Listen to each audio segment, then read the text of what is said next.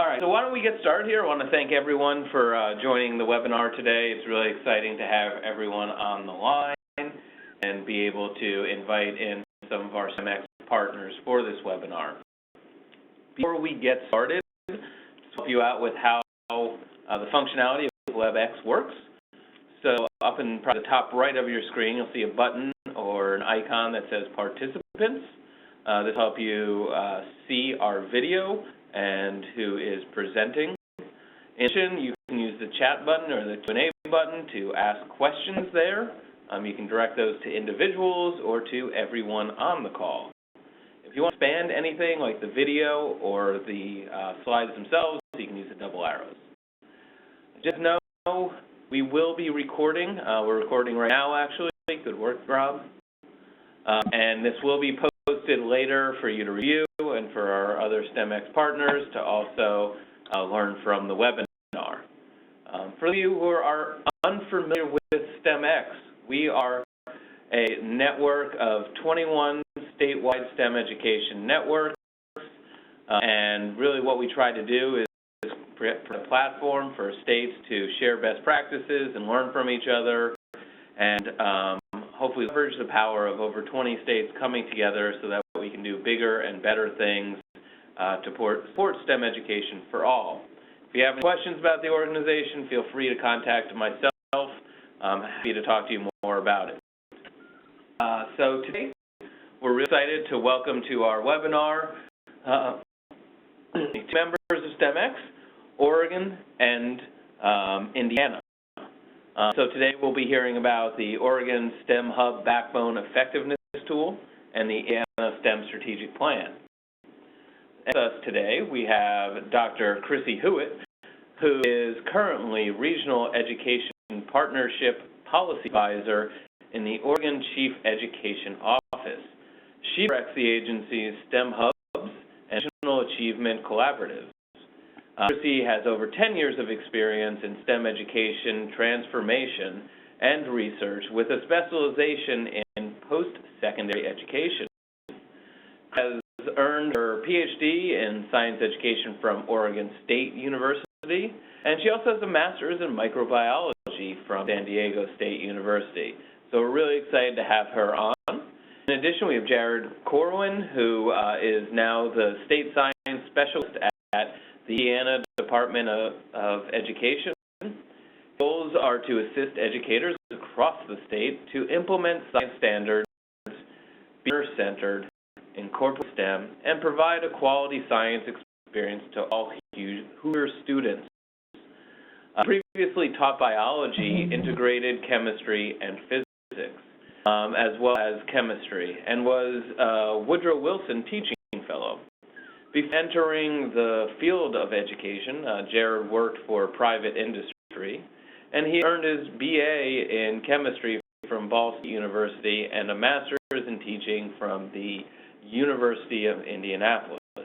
So both for being on. We're really excited to learn from you, and excited to be able to not only hear from you, but also our participants. And so as we go through this, if you want to ask a question, please do so using the chat, as I said, or let us know that you want to get in by unmuting yourself and jumping in the conversation. We're happy to have your comments. So with that, what I'd like to do is pass it on to Chrissy to talk a little bit about the Backbone tool. Hi, everyone. Good to be on here. And I know everybody's favorite subject is evaluation, but we're going to make this interesting for you.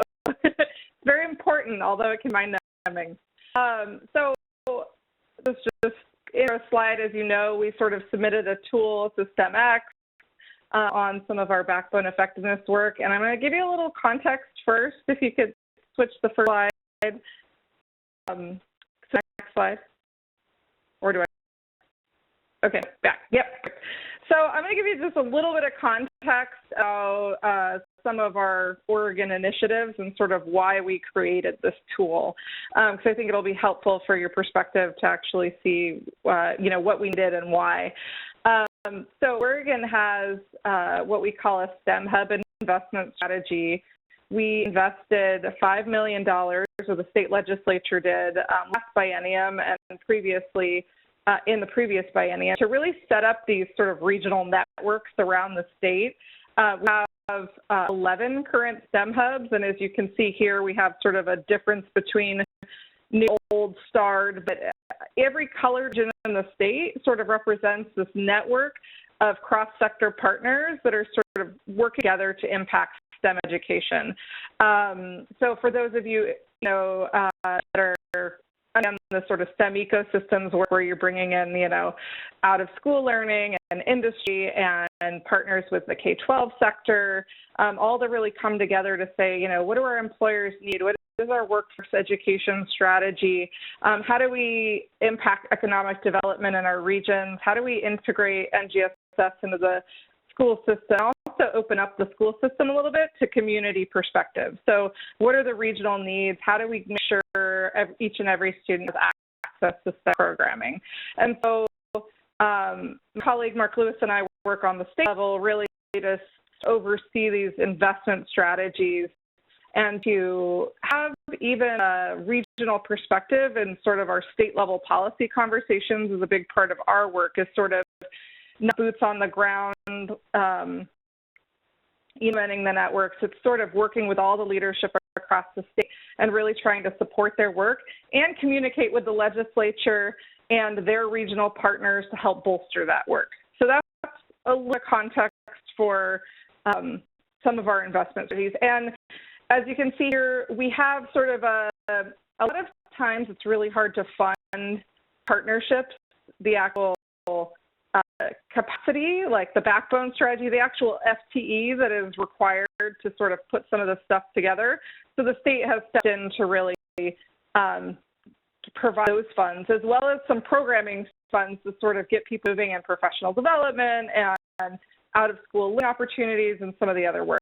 So if you switch to the next slide. So just starting with some of the major tensions that we've had, just because I think it's sort of telling, perhaps some sort of collaboration and working to impact, elevate STEM in a community, brings about a lot of opportunities, but also brings a lot of tensions. It's sort of like money comes with strings too, so nothing's ever free. So this has been a major investment. So we really have to balance support with an accountability system for the partnerships that are in the field. And dicey situation in Oregon, we're kind of the wild, wild west, and we are very local, regional control. Our districts have a lot of say in what they do. The state tends to be a sort of any flow mechanism, and there's a lot of decisions made at the local level. So we have to be very careful about sort of overstepping and really wanting to work alongside communities without sort of demanding things at the state level, which is more effective in the end anyways. So, we've had a lot of biennial funding challenges. So we have 2-year funding cycles. That's also some, state level stuff that is really difficult to sort of maintain momentum with the leadership in the field. And then we've had this sort of in thinking about communicating what the value of the hubs are and how they're different and unique, but doing some of the similar things. We've really had to balance this sort of, our program providers, are they different, like, that we're just money through, or are they sort of community partnership? And what we've seen is sort of they're tending to be a balance of both. Next piece. So what we really set out to do was we knew that the process of partnership and collaboration is difficult to measure, right? Anything worthwhile is hard to measure. But we know there's a lot of frameworks out there from partnerships that do, collective impact or this cross-sector partnership engagement. And so what we did was we started to look at tools that were already out there. And of course, we're Oregon, so it needed to be anything that we put out would need to be organized. So what we did was we really connected with each leader around the region, and we said, okay, you have regional differences, but you do have some things that connect you together in thinking about partnerships. And what are those things? What are those common things you share that we could maybe lift up at the state level to help tell your story. Oftentimes, policymakers, legislators, folks with direct impact from their funds, they say, well, what's the attrition rate now that 2 years have gone by? And we know that that's going to happen in 2 years. So this is sort of of our efforts to look at the health of our ecosystems and also communicate value. Next slide.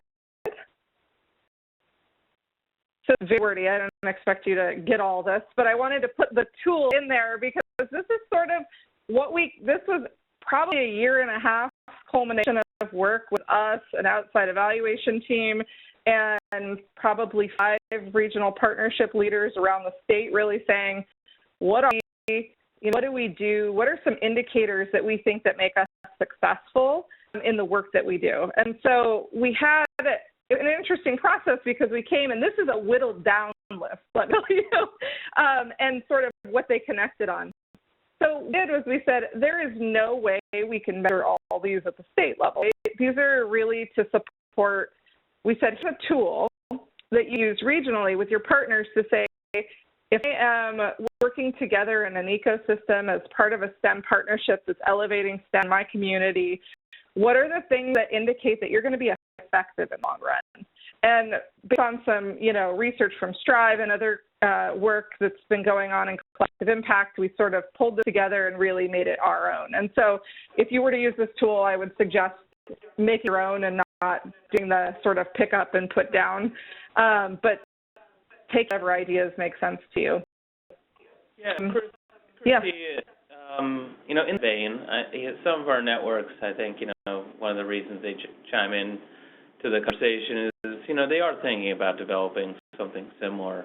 So I was curious from your side, how many meetings did it actually take for the group to coalesce around these 7 functions? And, were there any particularly difficult or sticky points that came up in the discussions?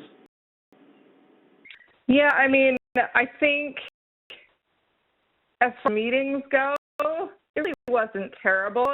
It's sort of your capacity to move it forward and get everybody in a room and to get that all done. But I think probably, 5 or 6 with the actual leaders, but a lot of back-end work, right? So making sure that you had sort of straw proposal for those people and didn't expect them to just come up with this out of the blue. We sort of started from from research, what are the categories these people use? And we did sort of a fun card sorting activity that one of our leaders brought to the table where she slid things in different categories because we started with, what are your main functions? And they just sort of started writing, and that we started, lumping them together. So, you can pick the place at which you start, but we decided to sort of start from some evidence-based practices and look at where they thought that they did from their perspective. I think, equity one's always interesting. We sort of were like, is it pulled out separately, or should be this woven through everything? And our thought is that this is woven through everything, but without sort of pulling that out as a specific category, that can sometimes be difficult to make sure that people get that message. So that was one we had decided to leave alone. And in the next slide, I can talk a little bit about we want to be a tool like you can use from that, and we actually implemented a partner survey based on some of those indicators to help communities say, here is a survey that you could use, that you could send out to all your partners that would look at these different things and give us information. What we at the state level needing to report to industry leads on our STEM Investment Council and the legislature on their investment, we said, we cannot possibly track all those indicators on the state level. We can narrow it down. What do we really care about across all of the system? So we really narrowed that list down to these prioritized pieces that were sort of crux of what we were getting at. So what you see here is sort of like the indicators at the top, the metrics in the middle of what we were really measuring, and then how we were going to collect data. I won't go through all of these, but you get the idea. It's sort of how strong is your leadership? Are your partners at the table and engaged? Are you disaggregating and sharing data publicly? Do you have positive press coverage? The one that I'll give some data on this in a minute, but the one that we were particularly proud of, because leaders and policymakers tend to want to see hard numbers. And when you give a lot of, and a story, you know, hard numbers and a story. Sometimes you can have all these accountability processes in place, and they just want to see you have them. They're not really, they're time engaging over process measures. So we were really proud of this leveraged funds and resources, because what it was the ratio of state dollars to the resources, and we tracked in-kind and human capital. And we said, volunteer hours, those matter. The CEOs that are sitting on your board, how much is their salary? Well, that is time and resource that they're giving to you. Who's giving you office space? Those things make sense. And it makes a difference to the community because it looks at sustainability.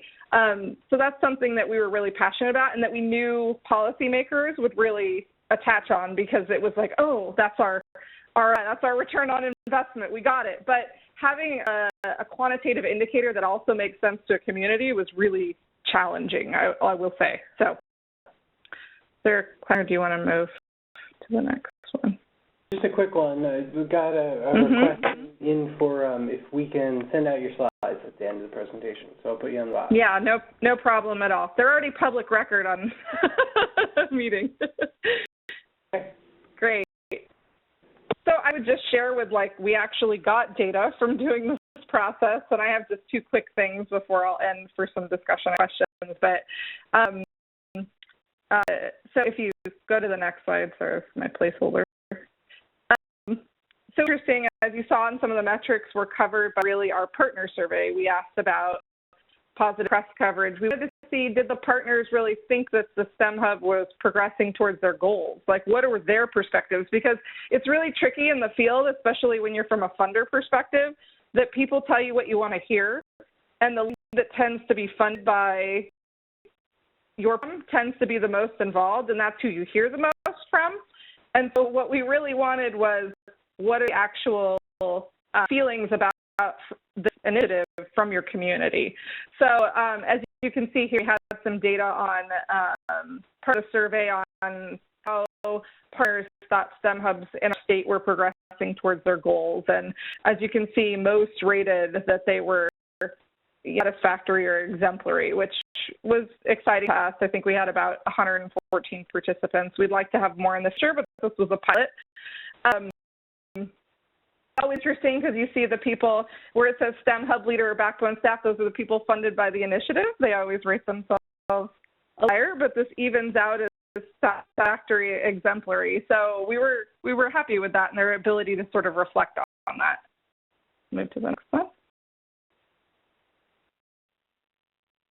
This was our prize. We were super excited about thinking about this leverage fund, which if anybody ever wants a template on how to help people track, a lot of the nonprofits do how to actually get people to track their in-kind, and leveraged resources is a challenge in and of itself, but we were happy to be able to see some impact from the work sort of monetarily and resource-wise.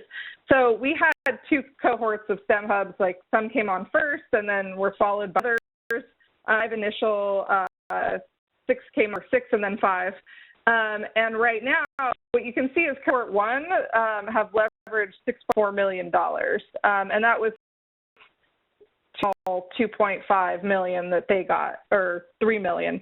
And then cohort 2, not exactly in the same place, but how we were looking at this and explaining this is we had 2 years longer in cohort 1 to actually develop and to leverage resources and to develop those partnerships.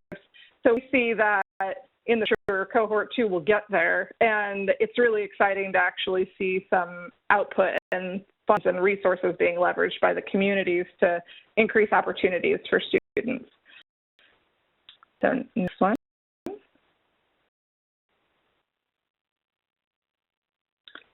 So I just, for us, it was really interesting because we took all of these. We've actually gone the next full step and implemented sort of a continuous improvement process for all of the groups where There's quantitative and qualitative evidence that all sort of leads back to some of these indicators. And we sit and we deeply review their evidence and we look through it and we have some sense-making conversations. And it's been such a deeper dive into the work. In fact, I just got off a call a little bit ago where you're not getting the superficial answers at a funder level and you're really getting at what are the crux of what needs to move the partnerships forward. And it's been a really good feedback and reflective exercise for them. Again, balancing, I really think the tools need to balance accountability, the continuous improvement, and understanding your target audiences. So we had a lot. We have the partners themselves, we have legislators, we have our office. So just know that when you go in and what will communicate to who in the best way is really important. And it's important to make things make sense for a community as well. Sort of what I had. I mean, I'm interested in what folks think about this, or your take on sort of some of the challenges that you might be facing, or how you might see this tool in your community, or something similar. Yeah, it's really helpful. And so why don't we just pause here for a second to see if folks on the line do have questions. I haven't seen any come in just yet. But, one thing I wanted to ask you about, too, is, what has meant for your hubs? I know you were saying initially that, it's a local control state and that, these hubs are kind of federations, sort of. And so I was wondering, what this has meant for, their work or their connection with each other. I think it's a good question. I think having a similar accountability process and a similar goal of MEX to try to achieve, I think that there's a lot of organically driven, you can be what you want to be, but there's a little bit of flailing that comes along with that too. I don't understand what you expect as a funder, and we don't know where we should be going, or a lot of spinning in one direction when they really, could have gone in another direction had they had some accountability or some, thoughts on how to get there. And so I see this as really sort of making that network a little bit more coherent, because they know sort of what their targets are and how to talk collective impact with each other.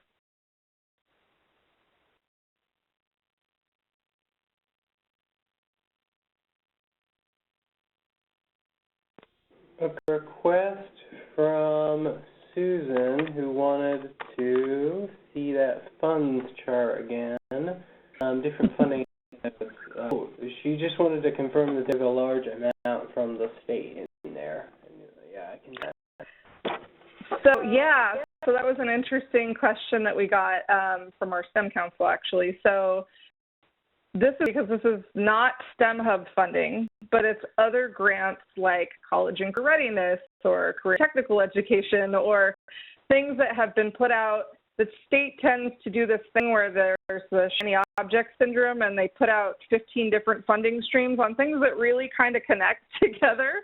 And what we're seeing is these communities, because they have strong partnerships in sort of these different areas, and they're sort of already weaving STEM and CTE in their community or these other things, that they're able to sort of make sense of when grants and RFPs come out from the state, and be able to have sort of partnerships in place to be able to capitalize on those.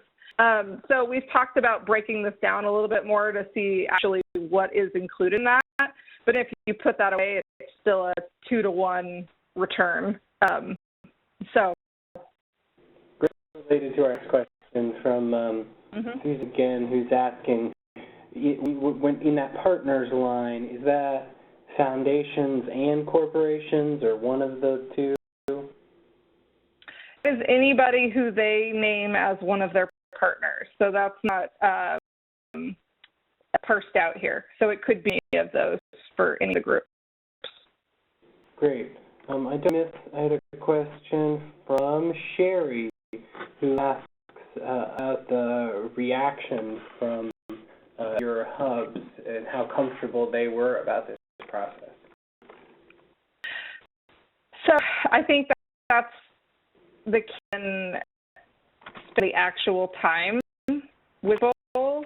along the way to sort of bring them along and engage them in the process. Like, I could have probably done that card sorting activity myself and pulled up a few frameworks and things like that. But since they were involved in the process and they knew they sort of saw themselves in the tool, a lot better. And to be honest, because we rolled out a lot of funds with a lot of expectations, they were sort of like, you need to tell us how to get the A. And while we don't want to tell them how to get the A, we want them to sort of create a unique sort of partnership situation. We also need to have some structure around it. So I think there was a mix of being careful about coming down from this as an accountability perspective, bringing people along in some really strategic collaboration. And so that kept the reaction. So if you don't go about this the wrong way, you will just have people throwing out, treating it as a compliance document. And it's a really tricky line to walk, especially when you're saying this is continuous improvement, and it's really also an accountability measure at the same time.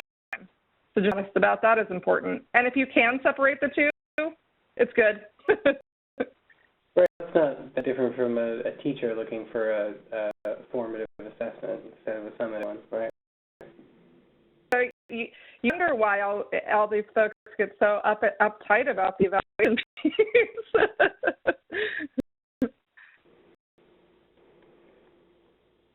And then another question from Angela Henry, members, and about how long, can you just frame us a little bit in the history of how long the Oregon Network existed and how long it took you to get from opening to developing these tools? So they were started in 2013. In that biennium, the legislature decided to invest. I would say that whole biennium, 2-year investment went by without any of this. There was a lot of effort sort of originally to come up with some stable metrics that weren't testing but said high school graduation and what do we want to achieve. So those metrics conversations started early, but it really was sort of the second biennium and up till now. So I would say 2 to 3 years of intense work to try to find out, what the best way of doing this was about. But I would say if I had a continuous improvement process and a tool, the problem is the state tends to, you put things out quickly and you end up having to go back and make things right instead of doing it right in the first place. And that's sort of the challenge that we're in as sort of state-level funders.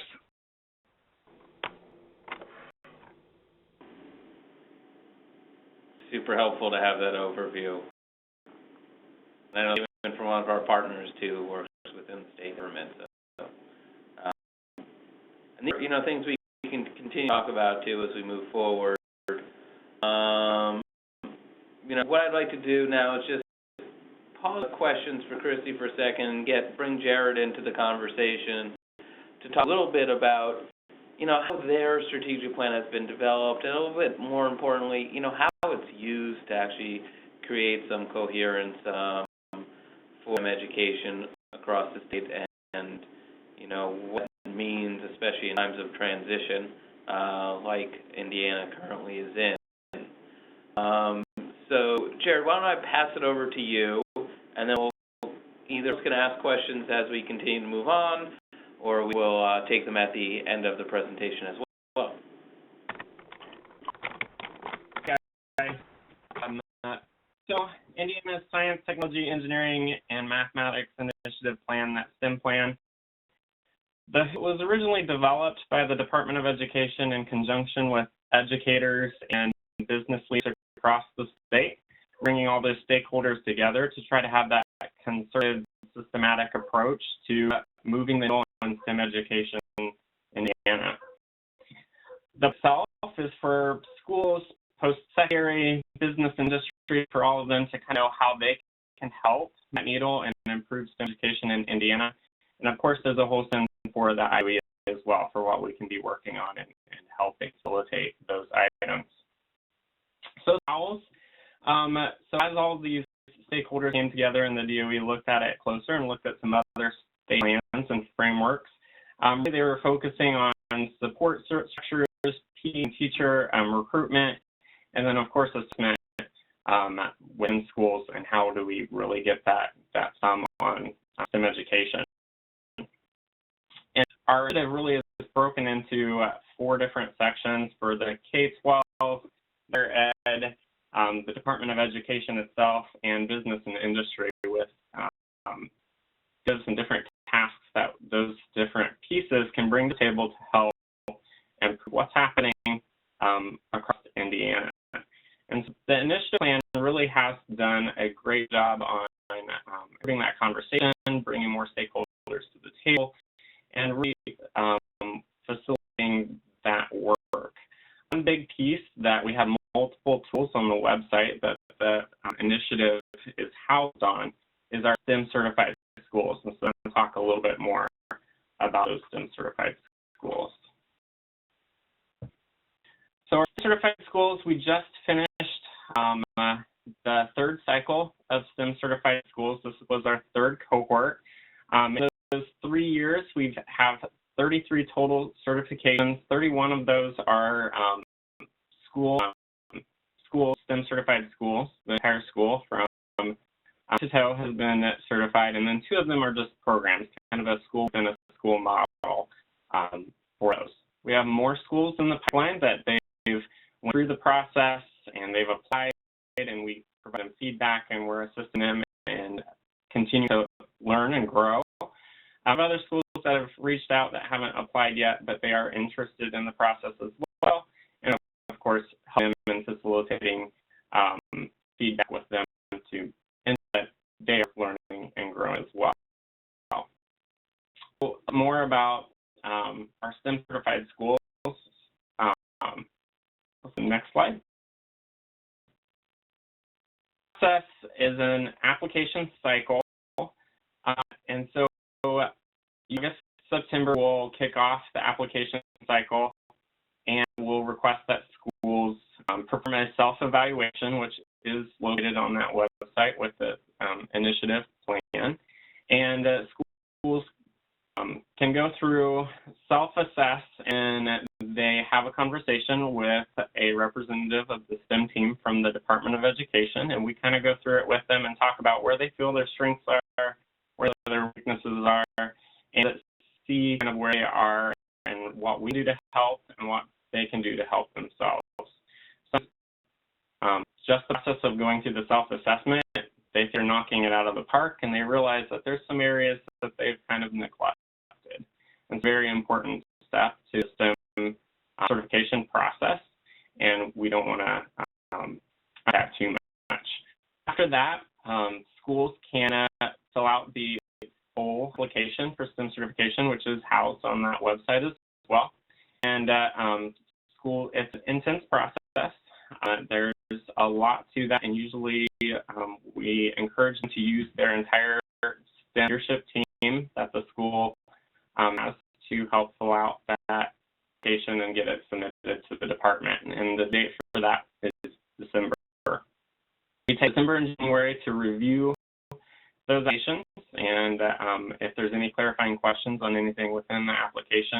And in March, we perform site visits to go out, see the great things that schools are doing, to speak with students, parents, stakeholders, community groups, leadership team, to really see if what is included in the application is really happening and moving the needle on STEM education.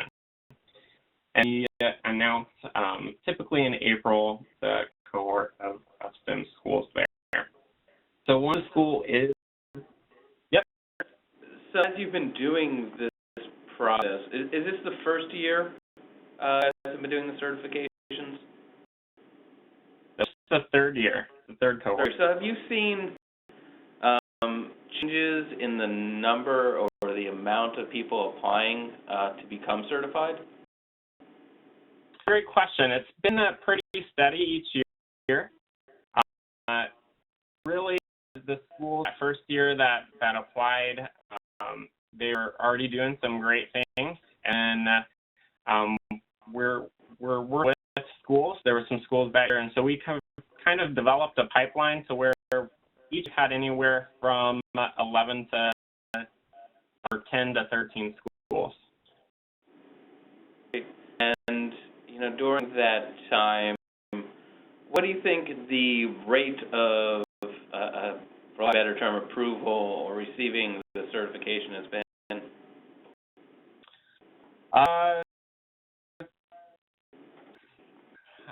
Let's see, to ballpark it, from the applied, have went through the entire process. I would say 70%, 60%, around in there. Gotcha. This one too, Jared, while we're paused. I'm going to put the website up, and you tell me if this is right for the question. So Angela asked about whether there's a link out there for the timeline for Indiana STEM school designation. I found this page. Is that accurate? So that's implementation. If you scroll up, and you haven't launched this year, the timeline for this year might not be up yet. The timeline for last year might still be there. If you scroll down and to where it says school, the fall 2016 kickoff memo, I believe that had last year's timeline on it. Operations cycle. But maybe it didn't have the entire timeline. So not quite. Not yet. And then a quick, easy one. Do schools to renew annually? Great. So part of that STEM certification every 5 years would go through and reapply. And what we want to see is that they've continued to grow in their STEM programming, their STEM integration, and professional development for their STEM all teachers that are implementing and integrating.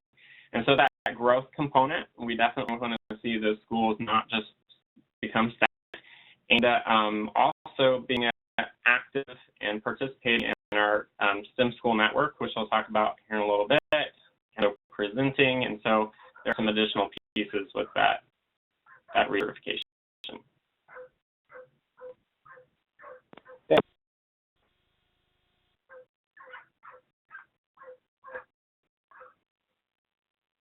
All right.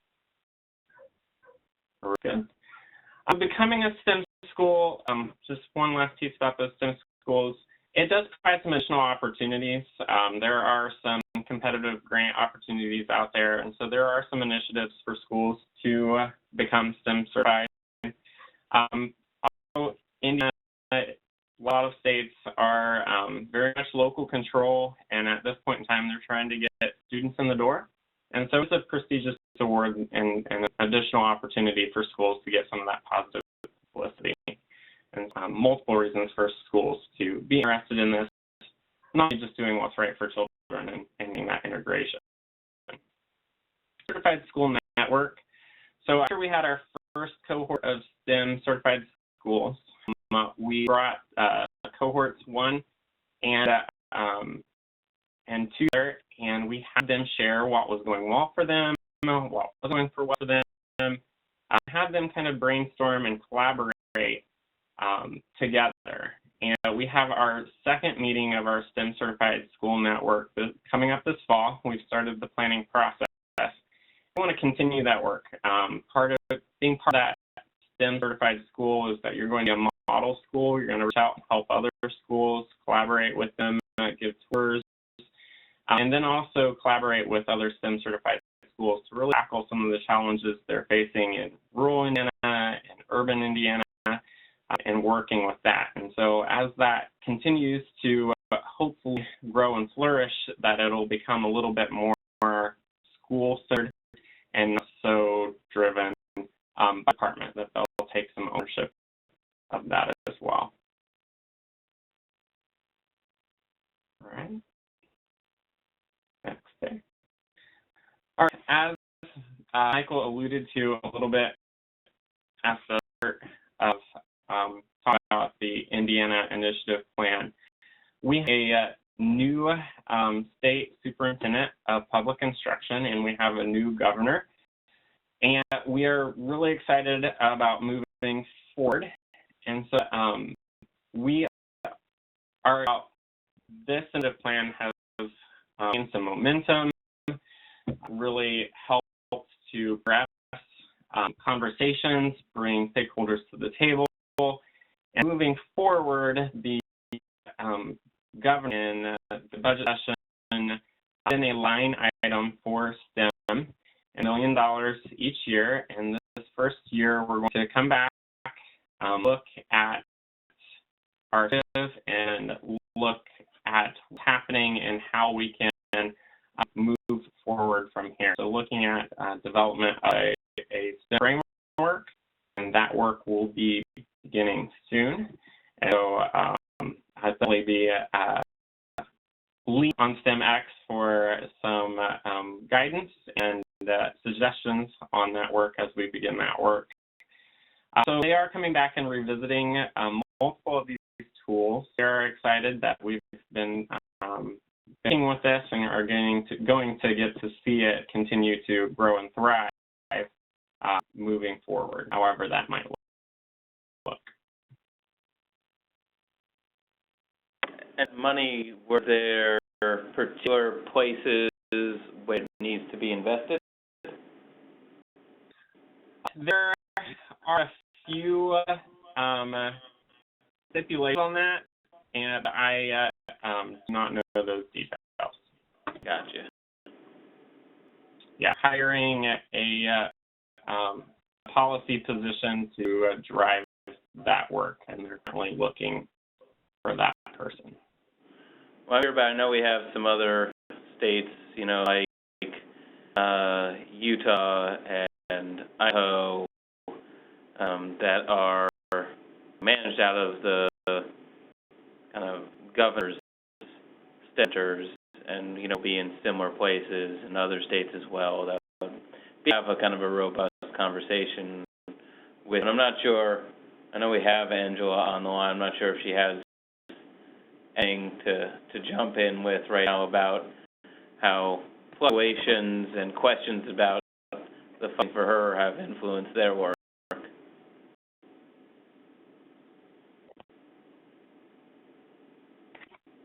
So if you want to say something, just send me a message in chat and I will unmute you.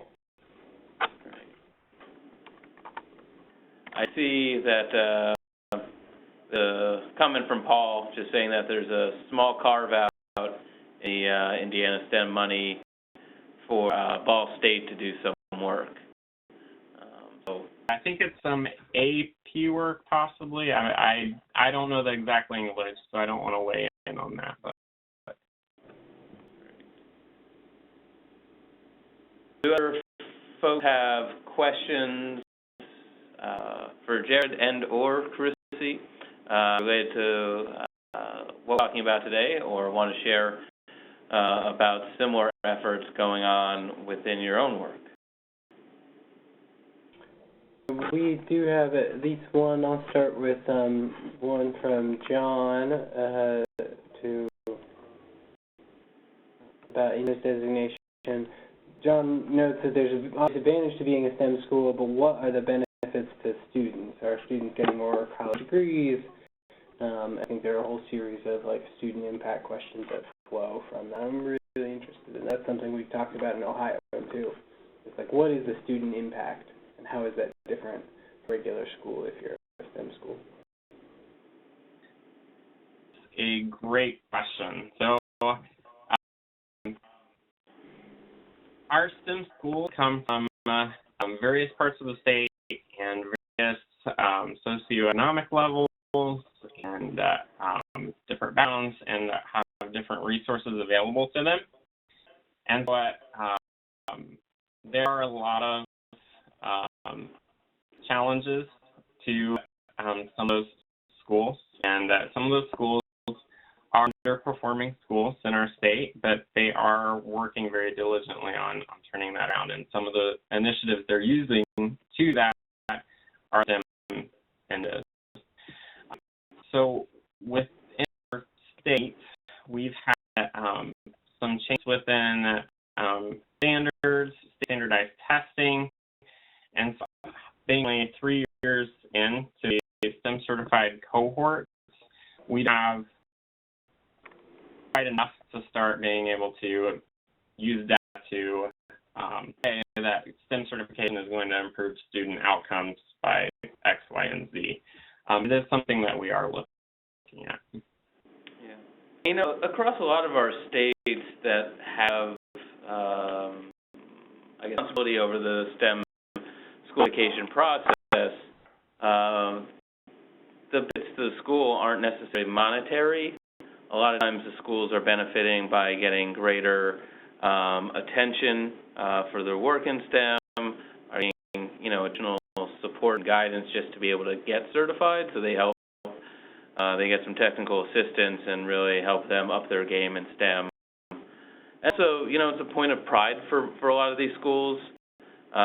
They're really excited for either even just getting the banners that are sent out by some schools to be able to promote themselves at STEM school in their community, and those that are magnet schools to be able to bring in underrepresented students from across the state to really take advantage of that STEM focus. And we've seen a lot of different ways that schools have found the designation really useful. I've got a pair of questions from Angela again. So, Jared, is designation legislated? Is it in law? And then how long did it take you to develop those designation tools? I know you've done designation for 3 years now, but how do you change the supports around it? So it's not designated into law, the certification process. I believe our initiative plan went before state board, and they gave their nod of approval to that process before the department started working towards that. The tools that were developed and used, I know there's a lot of reference to those within the Arizona tools that were developed and utilized within there.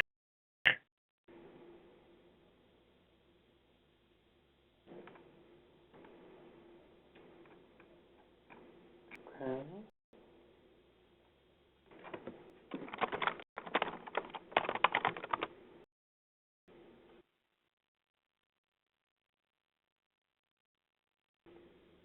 We've got more for you, Christy. I know we've got one to talk about on slide 2.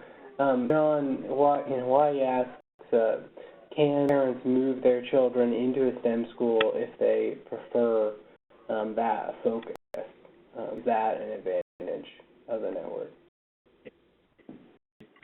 It's as long as the school is not at capacity, and that it is a local decision, and they will accept those movements.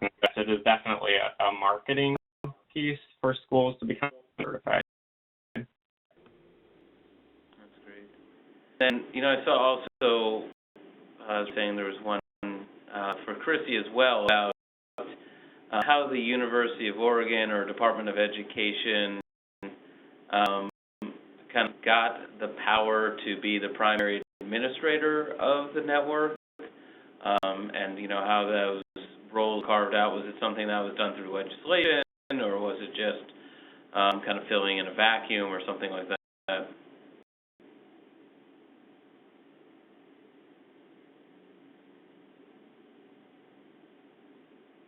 You may have yourself muted. You're muted. I'm trying the button. I got it. All right. I was muting like 3 things. Our structure is kind of interesting because we had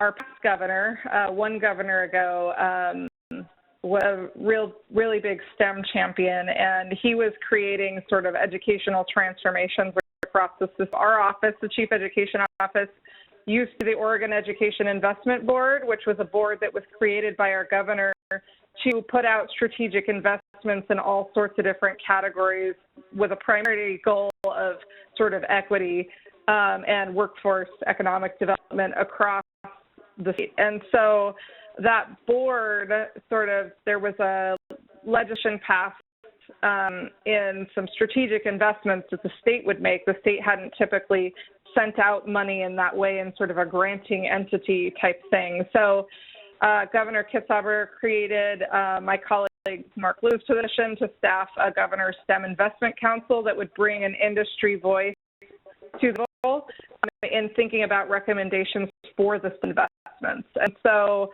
our office is where that staff lands. And so we're sort of an extension arm of the governor's office in the education realm. And we work collaboratively with the Department of Education, but our structures, if you know state stuff, they're always trying to change the way the system works. But typically, our boss, the chief education officer, oversees the entire educational system.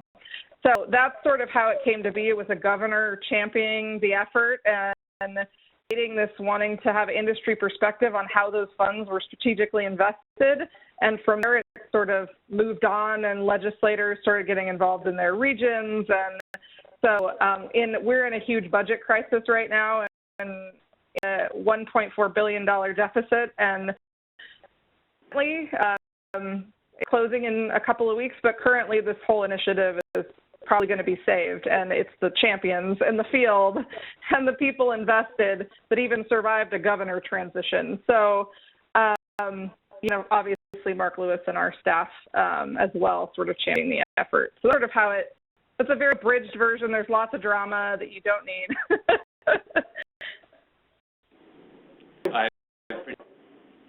Go ahead. I think that's a great segue actually in for our next question. And we're starting to get a little short on time, so I'll note that just for folks who are sitting on the question. But I think this would be good for both of you, and Christy, since you found the unmute button, we'll go first. So in California asks, there are so many different players in the STEM space there, and some of them have been established for some great time. So how have you each really integrated with pre-existing initiatives? I think it's a fine point on it, right? Like if a corporation if it's a different class of organization that has a big STEM push, how do you work STEM into a big push or something like that? There's a lot of need there. I mean, from our perspective, and if Mark, you want to chime in at all, let me know. I think we're a little bit fortunate in Oregon. We have 3.5 million people in the entire state, about maybe close to 4, and that's Diego, like where I'm from, which is a tiny part of California. So when you're thinking as a state, there's so much, I think, there's a lot of difficulty there. There were things that were in existence when the STEM Council was born, but having sort of a body and a sort of powerful centralized source to sort of bring people to come present and come connect with each other and really be sort of a convener at a very high level, I think is the important thing to try to connect those two. But in California, I mean, the challenge is different.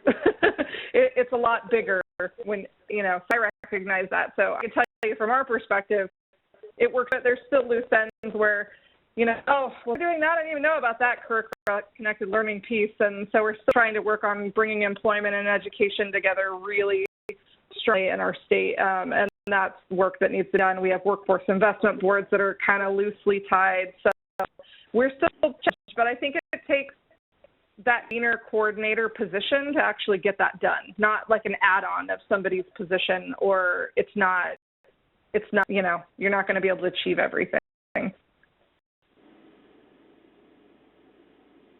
Fantastic. And is there anything from your side to add in?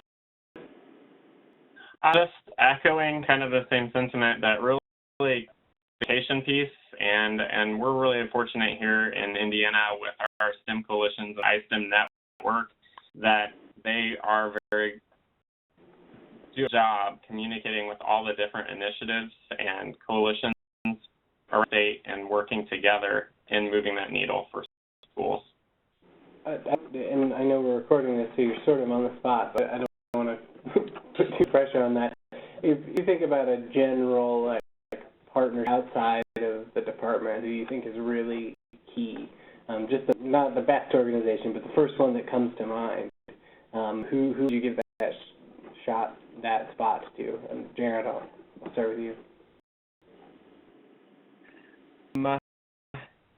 Probably one that comes to mind, the quickest, because they just steal the spotlight so often, is Eli Lilly. They're a heavy hitter when it comes to STEM education and pharmaceuticals.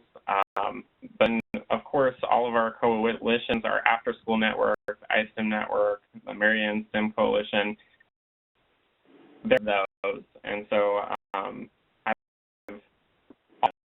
a piece of that pie. They're all so very important. I really don't want to answer just one. Yeah. All right. Well, I really appreciate, you being on the spot for sure. And, we're kind of, as Rob said, coming to the end of our time. And, I want to thank Cree and Jared for taking the time out to prepare for and also participate in the webinar. It's great to be able to talk about the STEM certified tools that your states have put together. And we're looking forward to having more of these types of webinars in the coming months. We hope that all of our participants will be able to join back in as we move forward. I just want to let you know that our next webinar will actually focus in on some work done by Washington STEM around a STEM survey, so we'll get maybe even more into assessment and evaluation. Fun for all. But thanks so much, everyone, and we look forward to seeing you next month. We'll get this webinar up on the STEMx site as soon as possible. Enjoy the rest of your week. Bye. Thanks, Michael and Rob. That's great.